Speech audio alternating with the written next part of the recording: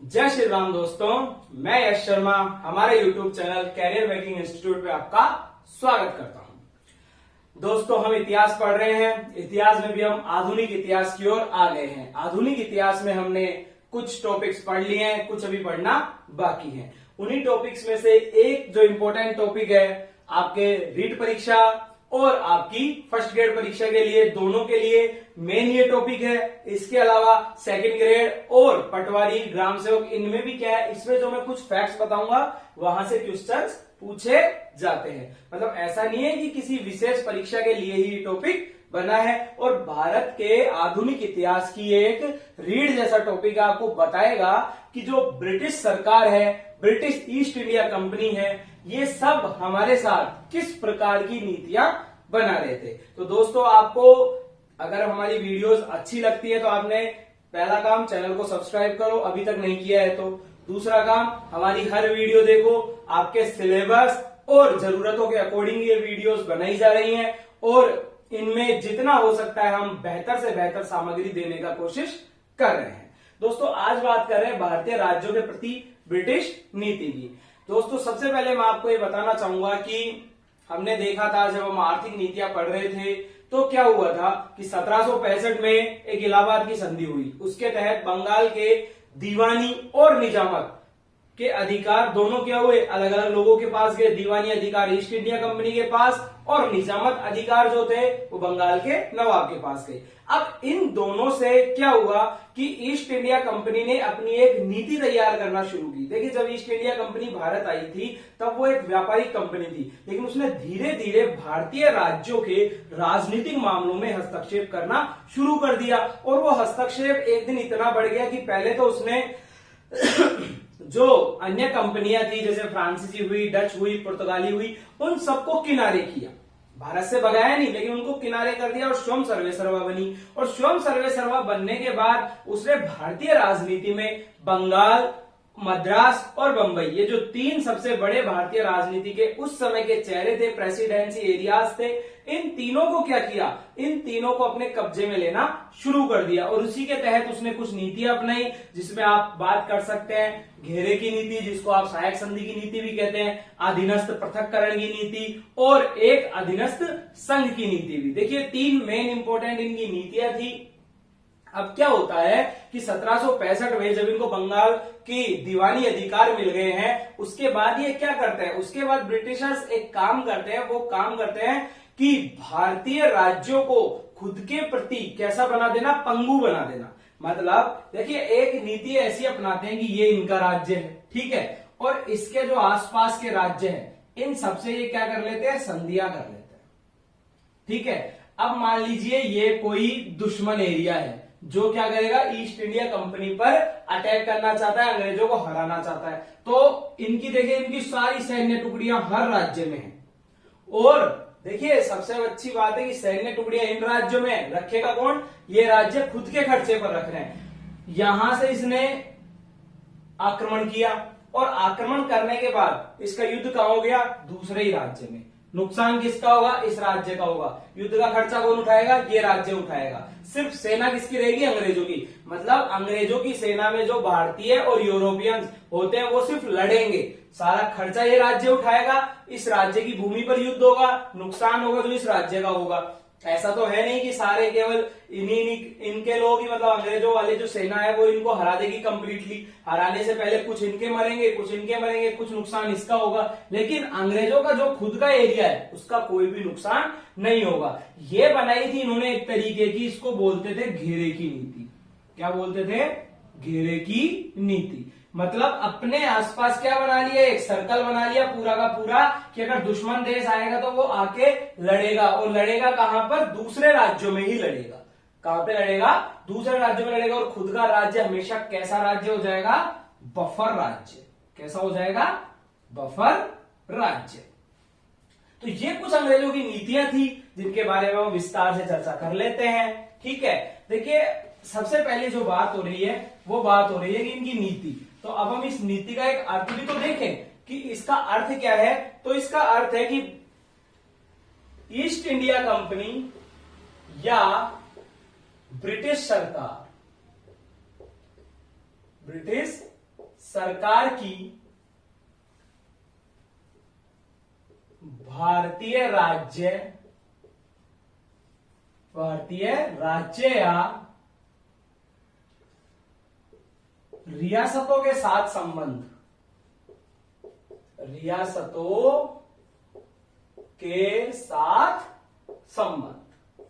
मतलब ये नीति क्या कहती है कि ईस्ट इंडिया कंपनी या ब्रिटिश गवर्नमेंट, देखिए ईस्ट इंडिया कंपनी 1765 से 1858 तक ईस्ट इंडिया कंपनी का शासन भारत पर रहेगा।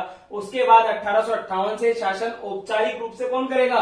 ब्रिटिश गवर्नमेंट करेगी, ब्रिटिश ताज के अधीन आ जाएगा। लेकिन शासन तो अभी भी वही कंपनी के अधिकारी ही कर रहे हैं। तो ये क्या हुआ? ईस्ट इंडिया कंपनी या ब्रिटिश सरकार के भारतीय राज्य या रियासतों के साथ संबंध। ये तो हो गया एक तरीके से इसका अर्थ। अब देखिए एक ऑथर है यूरोपियन, सर वार्नर ली, उन्होंने अपनी एक पुस्तक लिखी थी 1910 में। सर वार्नर ली ने 1910 में प्रकाशित, ये इंपॉर्टेंट फैक्ट है कि किसने अपनी पुस्तक में अंग्रेजों की भारतीय राज्यों के प्रति नीतियों का वर्णन किया है। तो सर वार्नर ली ने 1910 में प्रकाशित अपने ग्रंथ, ठीक है दोस्तों, अब पहले ग्रंथ का नाम क्या है?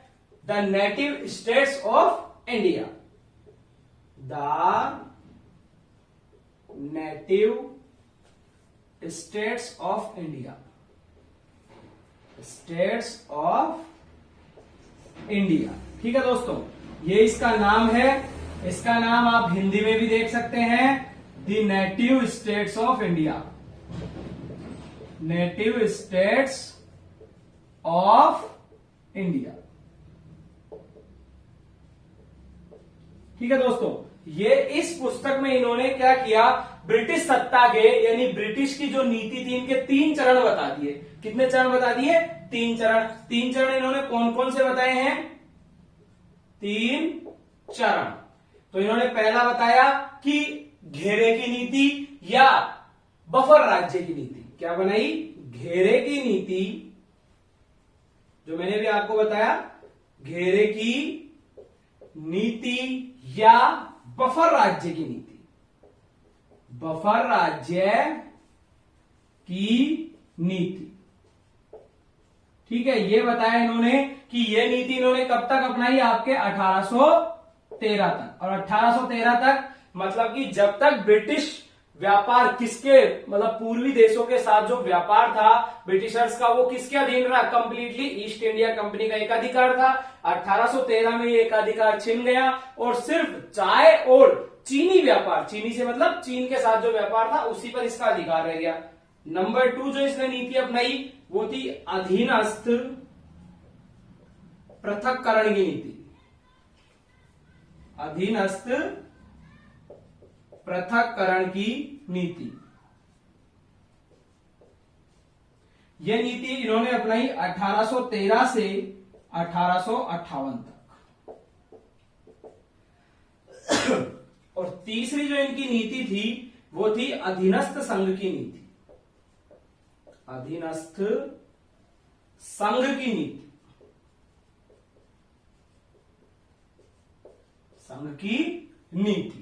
तो ये लीजिए आप एक बार इसका स्क्रीनशॉट।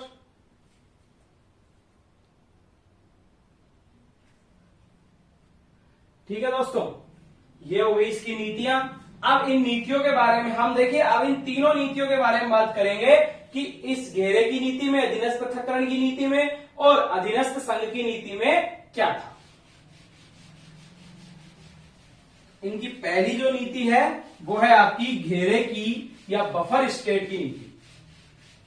मतलब ब्रिटिशर्स ने इंडिया के साथ किस प्रकार की नीतियां अपनाई, क्या किया, वो हम देख लेते हैं। फर्स्ट है आपके घेरे की नीति। ठीक है, अब इस घेरे की नीति में क्या कर रहे हैं? ये कर रहे हैं कि कंपनी द्वारा जो भारतीय राज्य हैं, देखिए क्या नीति अपनाई इन्होंने, कंपनी द्वारा पड़ोसी राज्यों राज्यों के साथ संधियां करके, कैसी संधियां? सैन्य संधियां, सैन्य संधियां करके उन्हें सैन्य दृष्टि से क्या बना दिया? कंपनी पर निर्भर या अधीन बना दिया, कंपनी पर निर्भर बना दिया।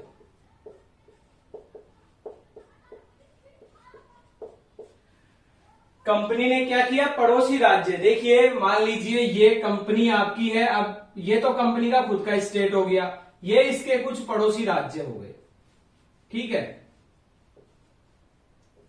ये क्या हुआ? आपकी इस कंपनी के पड़ोसी राज्य हो गए। तो अब देखिए मैं आपको वो नीति ही बता रहा हूं जो मैंने पहले समझाई थी, उसको बहुत डिटेल में बताऊंगा आपको। कंपनी क्या करेगी? यहां से इन सब राज्यों के साथ संधि कर लेगी। कैसी संधि? सैन्य संधि। और सैन्य संधि के माध्यम से इनको कहेगी कि हमारी सेना आपके यहां रहेगी, ठीक है, सेना किसकी रहेगी? कंपनी की रहेगी। खर्चा कौन उठाएगा? संबंधित राज्य उठाएगा, यानी राज्य को अपनी सेना रखने की आवश्यकता नहीं है। अब राज्य के पास सेना नहीं रहेगी तो सैन्य दृष्टि से किसके ऊपर निर्भर हो जाएगा? कंपनी के ऊपर, ठीक है। सेना का पूरा खर्चा राज्य उठा रहा है। ये जो कंपनी की सेना है ये राज्य का बिल्कुल भी आदेश नहीं मानेगी, आदेश सिर्फ किसका मानेगी? कंपनी का, ठीक है। और दूसरा काम अब ये क्या कर रही है सेना?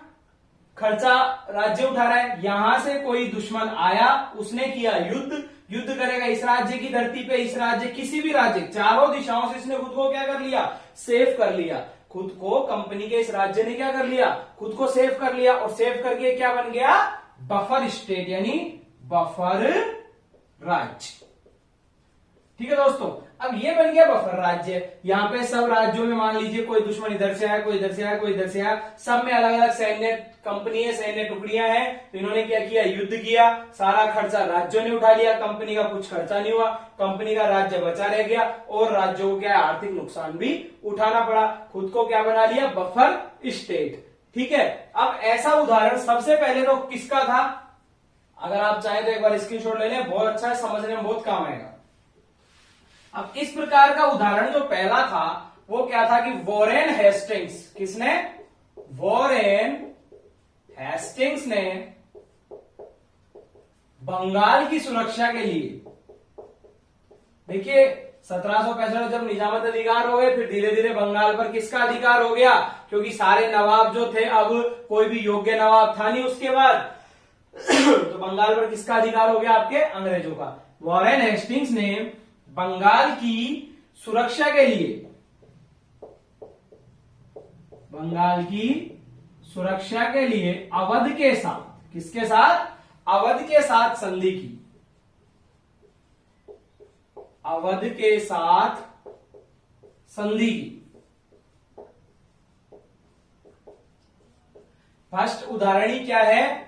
वॉरेन हेस्टिंग्स ने बंगाल की सुरक्षा के लिए अवध के साथ संधि की। अब वॉरेन हेस्टिंग्स के बाद नया जो आया भारत में गवर्नर जनरल, वो कौन आ गया? कॉर्नवालिस। तो कॉर्नवालिस ने भी क्या किया? इसी प्रकार की नीति अपनाए रखी। फिर अब इसके बाद जो आदमी सहायक संधियों के लिए सबसे ज्यादा हिंदुस्तान के इतिहास में कुख्यात है, क्योंकि अंग्रेज क्या है हमारे यहां बदनाम ही रहेंगे, विख्यात नहीं हो सकते, तो जो सबसे ज्यादा कुख्यात है वो कौन है? आपके लॉर्ड वेलेजली। तो इसी उद्देश्य से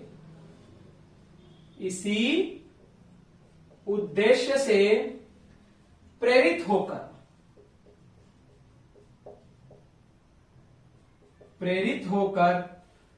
लॉर्ड वेलेजली ने, किसने? लॉर्ड वेलेजली ने सहायक संधि प्रणाली की शुरुआत की। सहायक संधि प्रणाली की शुरुआत की।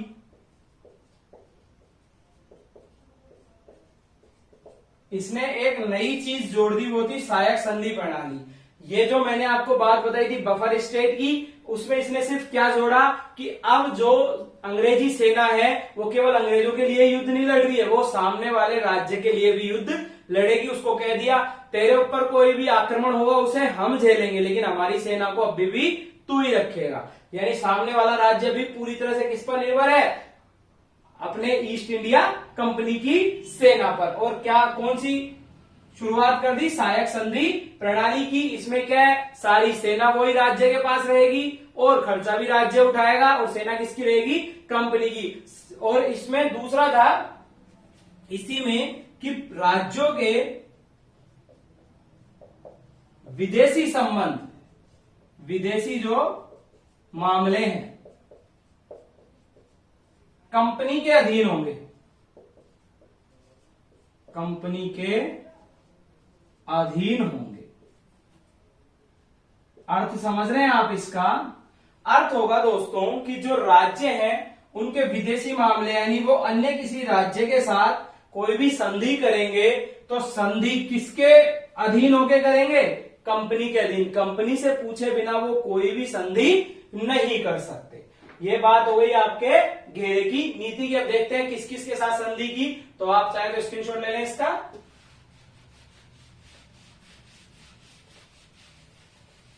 अब बात कर रहे हैं हम किसकी, इस घेरे की नीति में। अब देखते हैं सबसे पहले किसके साथ संधि की। ठीक है, ये क्वेश्चन पूछा जाता है कि सबसे पहले सहायक संधि किसके साथ की, सबसे लास्ट में किसके साथ की। तो 1798 में सहायक संधि की शुरुआत की और पहली संधि किसके साथ हुई, आपके हैदराबाद के साथ। यहां पे आप लिख लीजिए सहायक संधि। पहले नंबर पे सहायक संधि किससे हुई, हैदराबाद प्रथम। पहला राज्य कौन था जिसके साथ सहायक संधि हुई, हैदराबाद। फिर 1799 में ही दो राज्यों के साथ, पहले मैसूर और फिर दूसरा राज्य 1799 में ही आपका तंजौर। ठीक है, उसके बाद आपके 1801 में अवध के साथ, 1801 में अवध के साथ, 1802 में हुई आपके पेशवा के साथ। और पेशवा कहां था, पेशवा कहां पे रहता था, पूना में। 1803 में हुई आपके भोसले। ठीक है, और 1803 में ही इन्होंने की आपके सिंधियाओं के साथ। किसके साथ की, सिंधियाओं के साथ। ठीक है, ये इन्होंने क्या है, सहायक संधि की। देखिए 1798 में हैदराबाद, फिर 99 में मैसूर, 1799 में तंजौर। लेकिन भले ही से दोनों का ईयर्स एक है, पर इसके साथ पहले की थी, इसके साथ बाद में। अब आपको कुछ याद करने का एक छोटा सा मैं तरीका बता देता हूं कि सहायक संधियों का क्रम याद करना है तो कैसे याद करना है आपको, HMT, मतलब एक घड़ी आती है HMT, तो आप उसके हिसाब से देख लीजिए। H पे हैदराबाद, M पे मैसूर और T पे तंजौर। मैसूर आप जानते हैं कर्नाटक है। ठीक है, उसके बाद क्या है आपका अवध। क्या है, अवध। चौथे नंबर पे कौन है, अवध। और लास्ट के तीन क्या है, मराठा संघ वाले। क्या है, मराठा संघ वाले। ये तीनों क्या है, मराठा संघ। ठीक है, अब आपको इसमें देखिए दोस्तों सिर्फ इतना सा ध्यान रखना है कि मराठा संघ में अगर हम देखते हैं सिंपल तरीके से, तो सबसे पहले क्या आता है, पै आता है। सबसे पहले क्या आता है, पै। पै के बाद ही भै, पै भै बै भै। तो पै के बाद भै और भै और से क्या है, सबसे लास्ट में आता है। तो अगर आप हिंदी वर्णमाला का तरीका इनमें अपना लेंगे तो आप यहां से भी बच जाएंगे, पै भै और से वाला। देखिए ट्रिक्स होती है, ट्रिक्स सिर्फ याद करने के लिए होती है कि पहले पेशवा के साथ, फिर भोसले के साथ, फिर सिंधिया के साथ। क्वेश्चन ऐसे नहीं पूछेगा कि पहले किस, इनमें से नहीं, पहली अगर पूछेगा तो यहां से पूछेगा। अब ये इसका क्रम पूछ सकता है कि किस क्रम में की, तो एक क्रम आपको ध्यान रखना ही होगा। आपको ध्यान रखना है कि HMT है और नीचे पै भै से है और बीच में जो अवध बचा है अकेला है। आप इस अवध को अकेला भी तो रख सकते हो ना। कि सबसे पहले तो एच के साथ हैदराबाद हो गया, फिर एम के साथ मैसूर हो गया, फिर टी के साथ तंजौर हो गया, फिर उसके बाद पै भै से के साथ हो गया और अवध बीच में अकेला रह गया। 3 नीचे 3 ऊपर और बीच का अवध अकेला। आप ये एक फॉर्मूला अपना सकते हैं, बाकी अगर आपसे याद हो जाए तो आप डायरेक्ट भी इनको याद कर सकते हैं। सिंपल सा तरीका है। 1798 में हैदराबाद, 99 में मैसूर, 99 में तंजौर, 1801 में अवध, 1802 में पेशवा, 1803 में भोसले और 1803 में ही सिंधिया। आपसे प्रश्न पूछेगा कि मराठा संघ में सहायक संधि करने वाला पहला राज्य या पहला क्षेत्र कौन सा था, तो पेशवा का पूना क्षेत्र हो गया। ठीक है, फिर इधर आपसे पूछ सकता है कि सबसे अंत में किसने की, तो ग्वालियर के सिंधियाओं ने की। जब अंत में पूछेगा तो ग्वालियर के सिंधिया हो गए, शुरुआत में पूछेगा तो हैदराबाद हो गया। तो इस प्रकार से आप इसको याद रख सकते हैं। ये बात हो गई आपके घेरे की नीति की। अब नेक्स्ट आएगा आपके सामने अधीनस्थ पृथक्करण की नीति। देखिए इस नीति में अंग्रेजों ने क्या अपनाया, अंग्रेजों ने अपनाया कि जो उनके अधीन राज्य आ गए थे, उनके अधीन जो राज्य आ गए थे उनको वो क्या कर रहा था, उन सबको वो पृथक पृथक कर रहे थे। उन राज्यों को अपने साम्राज्य में मिला भी रहे थे, लेकिन कैसे मिला रहे थे, राज्यों को एक दूसरे के साथ नहीं आने दे रहे थे। अंग्रेजों ने इस प्रकार की नीतियां अपनाई कि वो राज्यों को अपने साथ नहीं आने दे रहे, राज्यों को अलग अलग तरीकों से हड़प रहे हैं और सभी राज्यों के अलग अलग क्वेश्चंस बाकी रह जाते हैं। मतलब सबके जो हित हैं वो अलग अलग है। एक जैसे हित होंगे तो फिर क्या होगा, लोग एक साथ आ जाएंगे, लेकिन बस एक हित उनका सबका एक जैसा था कि उन्होंने अपने राज्य खो दिए थे। और इसी के क्रम में भारत में क्या हुई, 1857 की क्रांति हुई। देखिए 1857 की जो क्रांति, उसका कारण ही क्या था कि आपके झांसी ने अपना राज्य खोया, अवध ने अपना राज्य खोया। ठीक है, इसके अलावा बहुत से छोटे छोटे राज्य थे, सतारा, जयपुर, इन्होंने क्या किया, जयपुर नहीं जैतापुर जो महाराष्ट्र में, इन सब ने क्या किया, अपना राज्य खो दिया अंग्रेजों के पास। तो अब इन्होंने क्या किया, इनके पास कोई ऑप्शन नहीं बचा था। इनके सारे हित अंग्रेजों ने इनकी, अगर इनको पेंशन भी मिल रही होती तो पता नहीं हिंदुस्तान में विप्लव होता या नहीं होता। इनको पेंशन मिलना बंद हो गई। साथ में फिर जो हमारे सैनिक अधिकारी थे, जो मेरठ छावनी में जो हमारे मंगल पांडे जी थे बैरकपुर छावनी में, उन्होंने क्या किया, उन्होंने विद्रोह किया। तो उनके सामने भी ऑप्शन क्या था, उनको कह दिया कि आप जो कारतूस चबा रहे हो वो तो सुअर और गाय की चर्बी से बना है, और इन दोनों का ही धार्मिक महत्व है। गाय को हिंदू धर्म में पूज्य समझा जाता है, ठीक है, और सुअर को हिंदू धर्म में त्याज्य समझा जाता है। तो उन्होंने सोचा कि यार हमारा तो धर्म ही भ्रष्ट किया जा रहा है। साथ में ये लोग क्या करवा रहे थे, ये लोग उनसे समुद्र पे यात्रा करवाए थे, जबकि भारत में क्या है, समुद्र पे यात्रा करना भी, जो नारद और बृहस्पति स्मृतियां हैं हमारी, उनमें समुद्र पे यात्रा करना भी त्याज्य माना गया। समुद्र को हमने पूजनीय समझा, उस पर हम अपने चरण नहीं रख सकते, ऐसा कुछ कहा जाता है। तो इस प्रकार से ये लोग सोच रहे थे हमारे धर्म में अंग्रेज क्या कर रहे हैं, अंग्रेज हमारे धर्म में हस्तक्षेप कर रहे हैं, हमारे समाज में, हमारी सेनाओं में क्या कर रहे हैं, हस्तक्षेप कर रहे थे। इस प्रकार इन्होंने क्या किया, विप्लव किया। तो दूसरी कौन सी नीति है आपके, अधीनस्थ पृथक्करण की नीति, पृथक्करण की नीति। ठीक है दोस्तों, अब इस अधीनस्थ पृथक्करण की नीति को किसने अपनाया था आपके, पहले तो ये देख लीजिए आप 1813 से, तो मैंने खैर लिखा दिया आपको कि अधीनस्थ पृथक्करण की जो नीति है, इसके 3 ही लोग इंपॉर्टेंट थे इसके अंदर। ठीक है, कौन कौन से थे, हेस्टिंग्स, लॉर्ड हेस्टिंग्स, ठीक है, लॉर्ड ऑकलैंड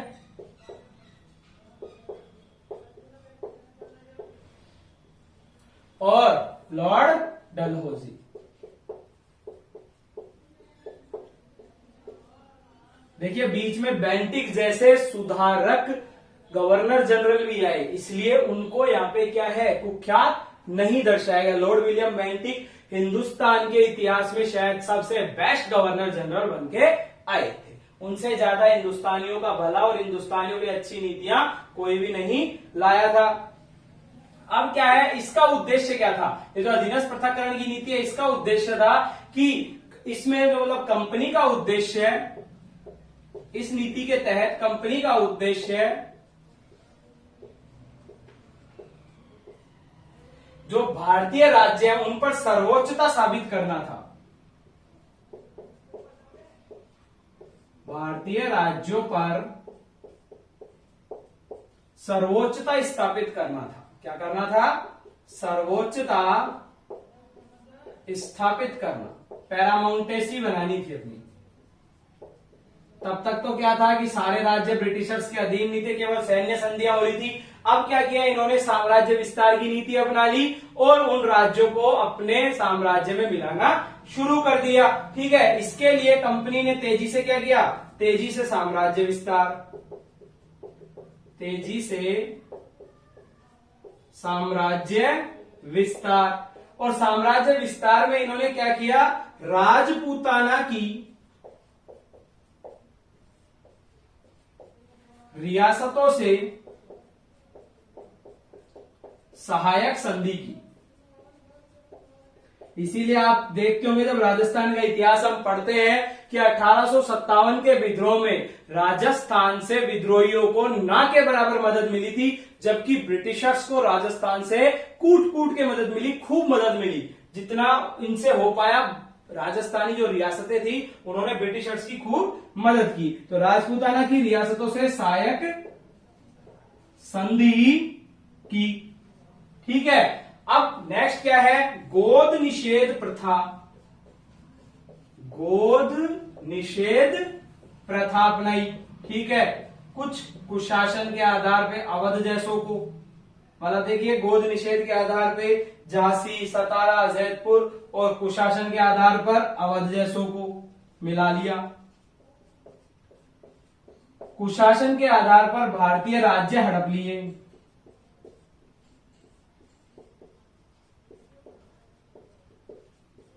भारतीय राज्य हड़पे। ठीक है, और इस चरण में इन्होंने देशी रियासतों के विदेशी संबंधों पर क्या कर लिया? नियंत्रण कर लिया। देशी रियासतों, क्योंकि उनसे क्या कर ली? सहायक संधि। और मैंने बताया था आपको विदेशी संबंधों पर क्या कर लिया? नियंत्रण। देशी रियासतों के विदेशी संबंधों पर नियंत्रण।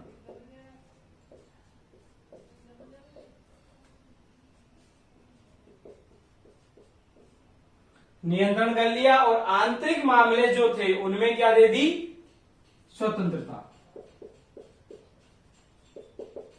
आंतरिक मामले कैसे बना दिए? स्वतंत्र। मतलब अगर वो दूसरे राज्यों के साथ किसी प्रकार का कोई व्यवहार करेंगे तो कंपनी से इजाजत लेंगे, और आंतरिक अगर कोई भी कार्य करेंगे तो उसके लिए वो स्वतंत्र होंगे। ये क्या थी इनकी? अधीनस्थ पृथक्करण की नीति। ठीक है, अब आप एक बार ये देख लीजिए, फिर हम आगे बात करेंगे इसमें कुछ इंपॉर्टेंट फैक्ट्स की। ठीक है, अधीनस्थ पृथक्करण की नीति। अब नेक्स्ट बात करेंगे इसकी हम अधीनस्थ संघ की नीति की। किसकी बात करेंगे? अधीनस्थ संघ की नीति की। ये कॉन्सेप्ट है, पढ़ना है आपको, समझना है आपको। ऐसा नहीं है कि अंग्रेज कोई भी नीति ला रहे थे, उसके पीछे उनका कोई उद्देश्य नहीं था, उन्होंने निरुद्देश्य होकर के किसी भी प्रकार की नीतियां, कोई भी आर्थिक नीति बनाई, ऐसा कभी भी नहीं था। नेक्स्ट है आपके अधीनस्थ संघ की नीति। अधीनस्थ संघ की नीति। और अधीनस्थ संघ की नीति इन्होंने कब से कब तक अपनाई? 1858 से 1935 तक। इसके बाद तो इन्होंने केवल एक ही नीति अपनाई थी कि किसी भी तरीके से अगर बच सके तो अपना शासन बचा लो, नहीं तो फिर हिंदुस्तान छोड़ दो। ये थी अधीनस्थ संघ की नीति इनकी। ठीक है, अब इस संघ में, इस चरण में इन्होंने क्या किया? जो देशी रियासतें थी उनका क्या बना दिया? एक संघ बना दिया। इस चरण में ब्रिटिश सरकार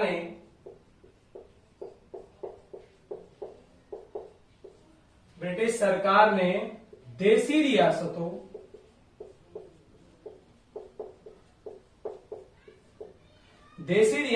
पर अपनी सर्वोच्चता के तहत भारतीय शासकों को केवल प्रशासक बनाया। भारतीय शासकों को, मतलब इन्होंने कह दिया कि अब हम आपका राज्य हड़पेंगे नहीं, किसी भी राज्य को ब्रिटिश साम्राज्य में नहीं मिलाएंगे, लेकिन आप क्या होंगे, उसके राजा नहीं होंगे, आप सिर्फ प्रशासक होंगे। जैसे अगर हम कहें कि यूटीज होते हैं तो वहां पे क्या होता है, प्रशासक तैनात किए जाते हैं। यूटीज में क्या होता है, प्रशासक होते हैं, यानी उनका क्या है, शासन वो प्रशासक चलाएंगे, लेकिन अंतिम अधिकार किसके पास होंगे, ब्रिटिश साम्राज्य के पास। भारतीय शासकों को प्रशासक नियुक्त किया,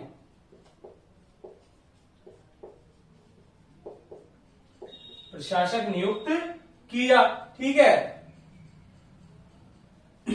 और अब ये क्या कर सकते थे इस वाली नीति में कि अगर मान लीजिए किसी भी राज्य का शासक उनको तकलीफ दे रहा है, मतलब उनके अनुसार क्या कर रहा है, शासन नहीं कर रहा है, तो कुशासन के आधार पर उसको हटा देते थे और नया शासक नियुक्त कर देते थे, ठीक है।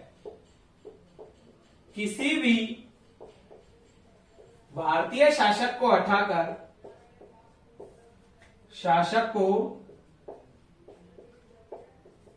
कुशासन के आधार पर हटाकर, मतलब अगर इसने अंग्रेजों की नीतियां नहीं अपनाई, कुछ भी अगर अपने हिसाब से किया तो क्या करेंगे, हटा देंगे उसको। कुशासन के आधार पर हटाकर नया शासक नियुक्त कर देना, ठीक है दोस्तों। अब देखिए इसके अंतर्गत क्या किया इन्होंने, अधीनस्थ संघ की फरवरी 1921, या आपने राजस्थान के इतिहास में पढ़ा होगा, फरवरी 1921 में जो हमारे देसी रियासतें थी इनके शासकों का एक संघ बना दिया, देसी रियासतों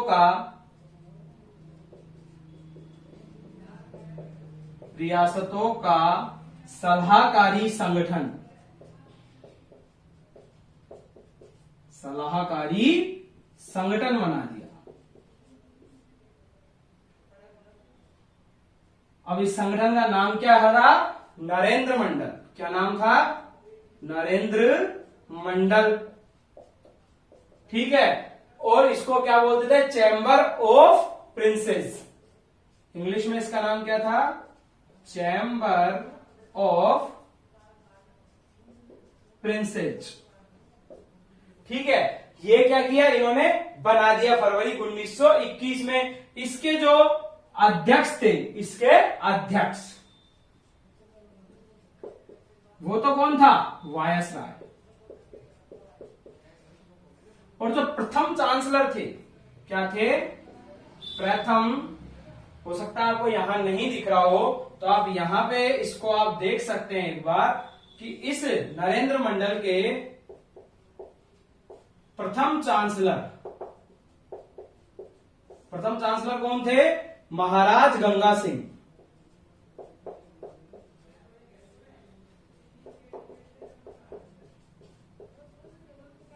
और गंगा सिंह कहां के राजा थे उस समय, बीकानेर के। ये क्या था, इन्होंने अधीनस्थ संघ की एक नीति बनाई और इस नीति के तहत इन्होंने, ब्रिटिश सरकार ने देसी रियासतों पर अपनी सर्वोच्चता के तहत भारतीय शासकों को प्रशासक नियुक्त किया और किसी भी भारतीय शासक को कुशासन के आधार पर हटाकर नया शासक नियुक्त कर देना इनकी नीति थी। फिर फरवरी 1921 में देसी रियासतों का एक सलाहकारी संगठन बना दिया जिसका अध्यक्ष तो कौन था, वायसराय। इसका नाम क्या रखा, नरेंद्र मंडल, चैम्बर ऑफ प्रिंसेस, और प्रथम चांसलर कौन थे, महाराज गंगा सिंह। ठीक है दोस्तों, अब हम कुछ फैक्चुअल बातें करेंगे कि इन्होंने किस किस राज्य को किस किस आधार पर हड़पा था।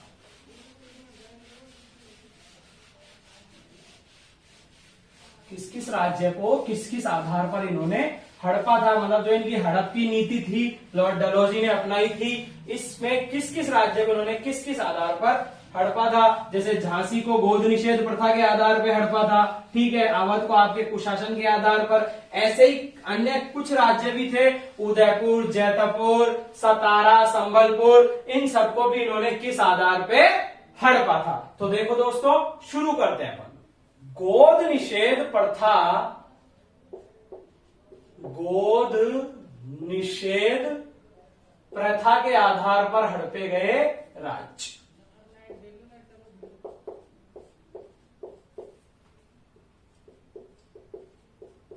हड़पे गए राज्य, कि भाई किस किस राज्य को गोद निषेध के आधार पे हड़प लिया इन्होंने। ठीक है, तो अब देख लेते हैं हम। एक तो आपके सतारा, सतारा पहला राज्य था जो गोद निषेध के आधार पे हड़पा गया। कब हड़पा इसको? 1848 में, प्रथम राज्य।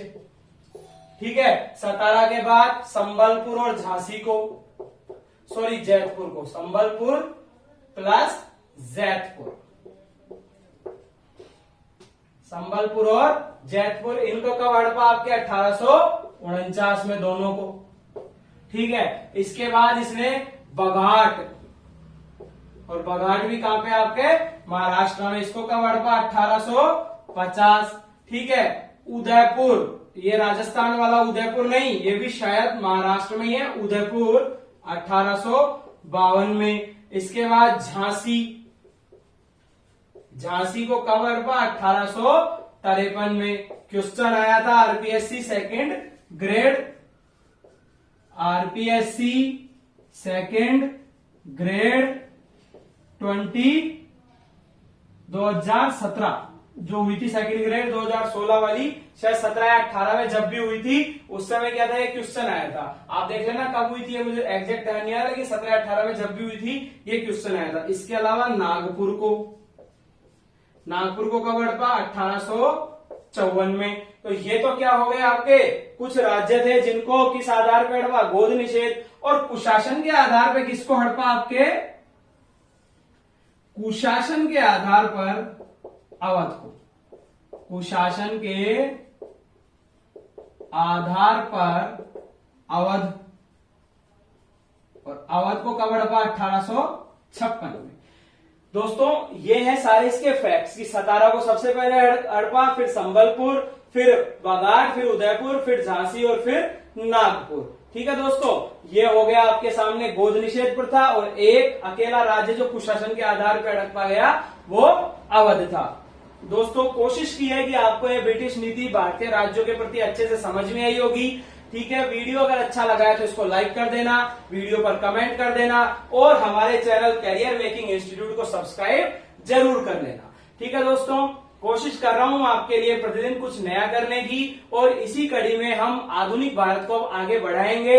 नेक्स्ट हम शायद 1857 की क्रांति की बात कर लेंगे। ठीक है दोस्तों, तो बने रहिए आप हमारे साथ, हमारा हौसला बढ़ाते रहिए, घर पे रहिए, आराम से आप पढ़ते रहिए। ठीक है, कोरोना से बचे रहना। जय हिंद दोस्तों।